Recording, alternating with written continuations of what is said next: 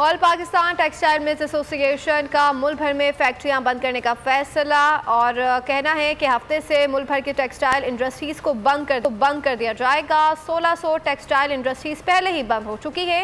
Industries की बंदिश से 3 करोड़ अफराद मुतासर होंगे। हुकूमत टेक्सटाइल इंडस्ट्री को मुसाबकती निर्खों पर बिजली और गैस फराहम करे।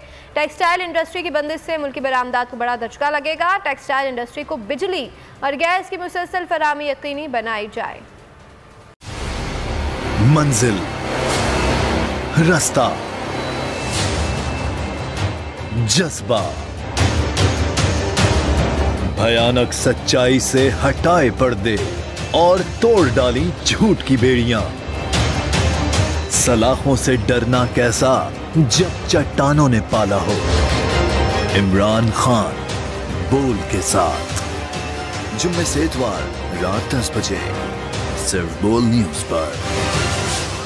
सबसे ज्यादा व्यूज, सबसे ज्यादा रील्स और सबसे ज्यादा रेटिंग के साथ बोल अब भी नंबर 1 पोजीशन पर बरकरार। अगर आपको हमारी ये वीडियो पसंद आई है तो लाइक पर क्लिक कीजिए, सब्सक्राइब करें और बेल दबाएं ताकि कोई खबर रह न जाए।